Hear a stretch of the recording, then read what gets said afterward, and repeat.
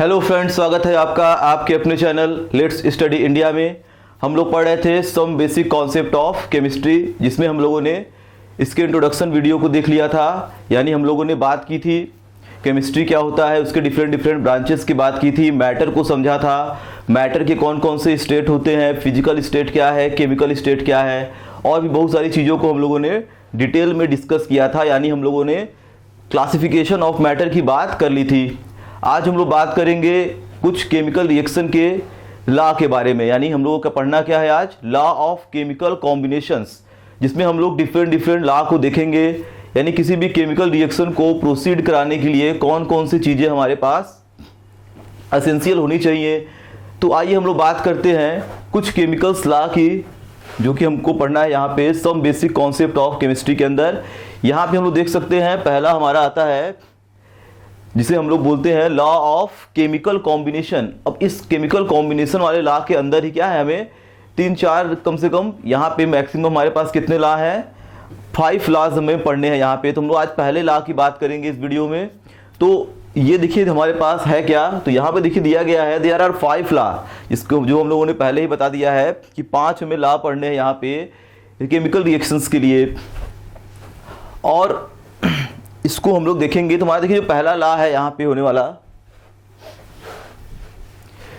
Law of conservation of mass, जिसको हम लोगों ने पहले ही जाना है। यानी हम लोग इसकी बात अगर करेंगे law of conservation of mass की, तो अगर हम लोग किसी केमिकल रिएक्शन को देखते हैं तो केमिकल रिएक्शन में हम लोग करते क्या है, रिएक्टेंट से प्रोडक्ट का फॉर्मेशन कराते हैं। तो यहाँ पे देखा गया कि जब भी हम लोग रिएक्टेंट टू प्रोडक्ट जाते हैं तो हमेशा होना क्या चाहिए, पहला चीज़ तो केमिकल रिएक्शन होना चाहिए बैलेंस। तो बात करेंगे पहले हम लोग बैलेंस केमिकल रिएक्शन की, और उसके बाद देखना है हमें कि क्या रिएक्टेंट और प्रोडक्ट दोनों के अंदर जो भी एलिमेंट्स हैं या जो भी मॉलिक्यूल्स प्रेजेंट हैं उनके जो मासेज हैं वो हमेशा क्या होने चाहिए, दोनों के इक्वल होने चाहिए। कंजर्वेशन ऑफ मास का मतलब यही होता है कि मास हमारा किसी भी केमिकल रिएक्शन में रिएक्टेंट टू प्रोडक्ट जाते समय क्या होना चाहिए, कंजर्व होना चाहिए। कंजर्व का मतलब मास में कोई चेंजिंग नहीं आनी चाहिए। अगर हम लोग कोई रिएक्शन अगर कराएंगे तो जितना मास एलिमेंट का रिएक्टेंट के साइड होना चाहिए वही क्या होना चाहिए, उस प्रोडक्ट के साइड होना चाहिए। तो आइए इस लॉ को हम लोग एक बार पढ़ लेते हैं, इसकी डिफिनीशन को। तो यहाँ पे देखिए दिया गया है, it state that during a chemical reaction the mass of product and reactant will always be equal. तो हमारा पहला कॉम्बिनेशन का लॉ कौन सा है, जिसको हम लोग बोलते हैं कंजर्वेशन ऑफ मास, जिसमें क्या बताया गया कि रिएक्टेंट और प्रोडक्ट के मासेस हमेशा क्या होने चाहिए, इक्वल होने चाहिए। तो इसको एग्जांपल के थ्रू अगर देखा जाए यहाँ पे, तो अगर हम लोग यहाँ पे कोई एग्जांपल ले लें और चीज़ों को समझने की कोशिश करें, तो जैसे हम लोग मान लेते हैं कोई हमारे पास क्या है, केमिकल रिएक्शन है एक सिंपल सा, इसमें हम लोगों ने कार्बन सॉलिड और ऑक्सीजन गैस के कॉम्बिनेशन से बना दिया कार्बन डाई ऑक्साइड गैस। ठीक, कार्बन डाइऑक्साइड का एक मॉलिक्यूल। चेक करते हैं क्या ये रिएक्शन बैलेंस है। तो आइए पहले हम लोग ये देख लेते हैं। तो कार्बन इधर एक, यहाँ भी एक कार्बन, ऑक्सीजन के 2 एटम यानी एक मॉलिक्यूल ऑक्सीजन का, यहाँ भी क्या हुआ है, ऑक्सीजन का एक मॉलिक्यूल है। दोनों तरफ रिएक्टेंट और प्रोडक्ट क्या है, इक्वल। अब हम लोगों को देखना क्या है, मास इसका कंजर्व है या नहीं। तो चेक करते हैं हम लोग एक बार इसको भी। तो इधर का देखा जाए लेफ्ट हैंड साइड में क्या है, रिएक्टेंट है, और इस रिएक्टेंट में कार्बन का अगर हम लोग एटॉमिक मास की बात की जाए, ग्राम एटॉमिक मास की, तो कार्बन का एटॉमिक मास ग्राम में अगर लिखेंगे तो कितना होगा, ये 12 ग्राम। एक ऑक्सीजन का एटॉमिक मास ग्राम में लिखा जाए तो होता है 16 ग्राम। ऑक्सीजन कितने हैं, 2 एटम यहाँ प्रेजेंट है, यानी एक पूरा मॉलिक्यूल है। तो ये हो जाएगा हमारा 16 2 32 ग्राम ऑक्सीजन। इन दोनों को ऐड करेंगे यहाँ पे, तो ये हमारे पास क्या होगा, एक कार्बन डाइऑक्साइड का एक पूरा का पूरा मॉलिक्यूल फॉर्म हो जाएगा। तो कार्बन डाइऑक्साइड में अगर देखा जाए तो यहाँ पे क्या है, 12 ग्राम प्लस 32 ग्राम, यानी ये टोटल एटॉमिक मॉलिक्यूलर मास कितना आ गया, 44 ग्राम। और इधर भी देखा जाए तो क्या है, 44 ग्राम।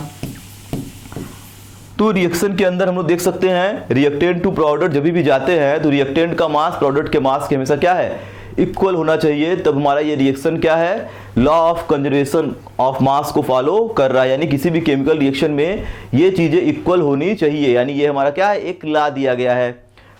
तो अब ये हम लोग देख सकते हैं यहाँ पे, तो मास हमेशा क्या होता है, कंजर्व, यानी किसी भी केमिकल रिएक्शन को कराएंगे तो मास कंजर्व होगा। मास न तो क्रिएट होगा न ही क्या होगा, डिस्ट्रॉयड होगा, यानी ये केवल एक फॉर्म से दूसरे फॉर्म में चेंज हो रहा है। ये ला हमें ये बताना चाह रहा है कि कार्बन, ये वही कार्बन है, जो कार्बन यहाँ पे है, जो ऑक्सीजन यहाँ है वही ऑक्सीजन क्या है यहाँ पे है। पहले कार्बन क्या था, एटॉमिक फॉर्म में था, फ्री था, 12 ग्राम इसका मास था। अब वही कार्बन चला गया कार्बन डाइऑक्साइड गैस बनने, अभी भी उसका मास क्या है, कंजर्व है, 12 ग्राम ही है, उसमें कोई चेंजिंग नहीं आएगा। यहाँ पे ऑक्सीजन क्या था, यहाँ पे ऑक्सीजन भी इंडिविजुअल मॉलिक्यूलर फॉर्म में था, ये एक गैसियस स्टेट में था, अकेले था, इसका मास था 32 ग्राम एक मॉलिक्यूल का। अब वही ऑक्सीजन कहाँ चला गया, कार्बन डाइऑक्साइड गैस बनने, अभी भी उसका मास क्या है, कंजर्व है, 32 ग्राम अभी भी है। तो यहाँ का मास और यहाँ का मास इक्वल, यानी ये मास रिएक्शन क्या है, कंजर्वेशन ऑफ मास को फॉलो कर रहा है। और भी एग्जाम्पल हम लोग लेते हैं, चीजों को समझते हैं आगे, इसको कर लिए पहले नोट।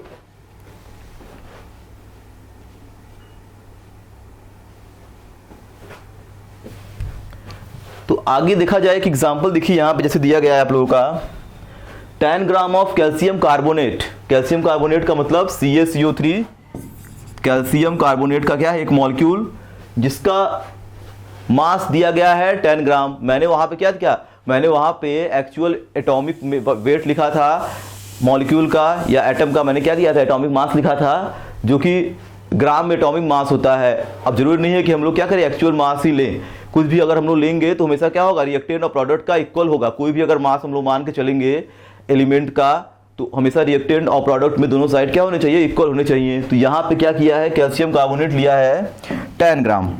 तो यहाँ पे ये कैल्शियम कार्बोनेट कितना है, 10 ग्राम, ठीक। फिर देखिए यहाँ पे दिया गया है produces 3.8 gram of carbon dioxide. अब ये आगे करके आगे चल के ये रिएक्शन क्या होता है, डिसोसिएट हो जाता है डिफरेंट मॉलिक्यूल और एटम्स के अंदर। तो कैल्शियम कार्बोनेट जो हमारा है वो एक तो देगा कार्बन डाइऑक्साइड और एक देगा कैल्शियम ऑक्साइड, ये दो मॉलिक्यूल में क्या हुआ, ये ब्रेक डाउन हो गया। तो ये जब रिएक्शन प्रोसीड होगा आगे तो एक बनेगा कैल्शियम ऑक्साइड और एक बन जाएगा कार्बन डाइऑक्साइड, Ca और C और दो ऑक्सीजन यहाँ, एक ऑक्सीजन यहाँ, COCO3, यानी ये दो अलग अलग मॉलिक्यूल में सेपरेट आउट हो गया। तो यहाँ पे इसका वेट अगर 10 ग्राम है तो इन दोनों के अगर वेट को ऐड करेंगे तो वो भी 10 ग्राम होना चाहिए।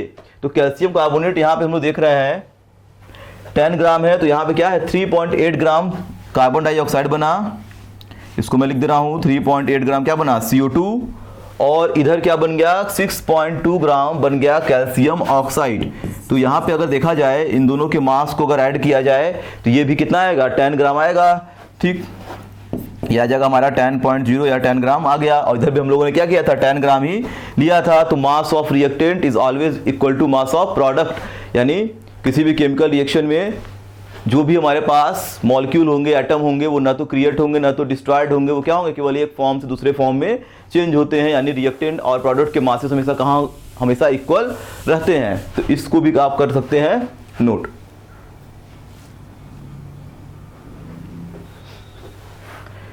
तो ये हमारा क्या है, कंजर्वेशन ऑफ मास था, जिसको हम लोगों ने एग्जाम्पल के थ्रू देख लिया।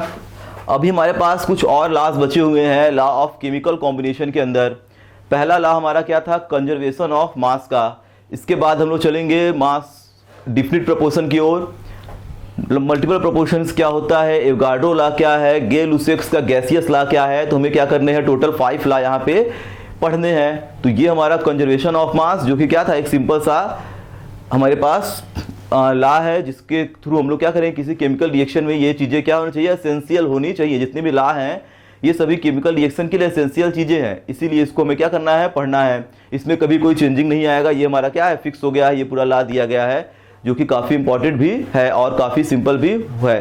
अब आगे हम लोग डिफरेंट दूसरे लॉ की ओर चलेंगे। तो इस वीडियो को करते हैं यहीं पर समाप्त। Thank you.